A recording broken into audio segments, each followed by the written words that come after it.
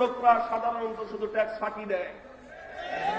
Taxation economics এর student হিসেবে আমাদের জানা আছে যে এই কর ব্যবস্থাপনায় শিল্পপতিরা কোটি কোটি কোটি টাকার মালিক যারা কোটিপতি, এরা কেউ কর দেয় না, অধিকাংশ ক্ষেত্রে এরা সব কর ফাঁকি দেয়। কেমনে কর ফাঁকি দেওয়া লাগে সব এদের জানা আছে। এরা ব্যাংকগুলো থেকে শত শত নয় হাজার হাজার কোটি টাকার লোন নিয়ে থাকে। এদের সম্পদ 300 কোটি টাকা থাকলে ব্যাংকের কাছে লোন আছে 500 কোটি টাকা।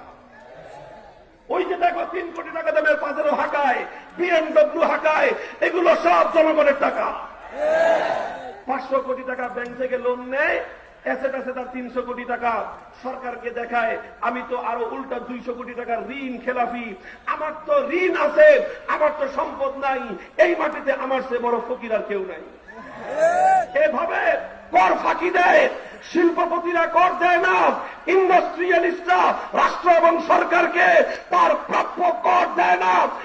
বড় লোকেরা, শিল্পপতিরা রাষ্ট্র এবং সরকারকে যেটা উপযুক্ত যেই কর ট্যাক্স দেওয়ার কথা সেই ট্যাক্স তারা পরিশোধ করে না। তাহলে রাষ্ট্র সরকার চলে কিভাবে? চলে এইভাবে। সাধারণ মেহনতি মানুষ, কৃষক, শ্রমিক, মজদুর মাথার ঘাম পায়ে ফেলে রিক্সা চালায়, ভ্যান গাড়ি চালায়, ঠেলা গাড়ি চালায়, নৌকার মাঝি, কৃষক, শ্রমিক, এই ধরনের মজদুর শ্রেণী, এরা মেহনতি মানুষ মাথার ঘাম পায়ে ফেলে 200-400 টাকা কামাই করেছে। সন্ধ্যাবেলা বাজারে গিয়ে নিত্য প্রয়োজনীয় পণ্য কেনে।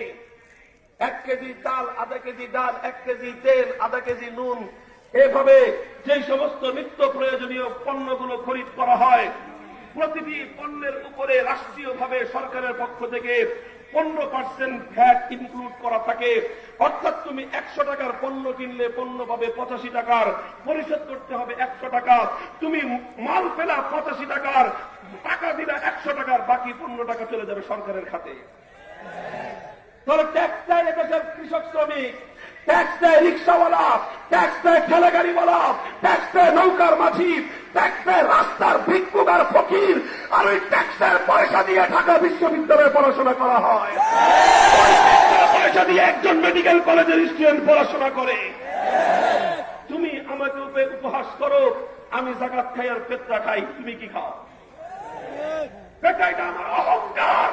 আমি গৌরব করে বলতে পারি আমি আমার আল্লাহর পক্ষ থেকে নির্ধারিত বড় লোকের সম্পদের উপর নির্ধারিত ট্যাক্স, যাকাতের পয়সা আমি খাই, আর তুই ভিক্ষুকের ট্যাক্সের পয়সা খেয়ে পড়াশোনা করিস।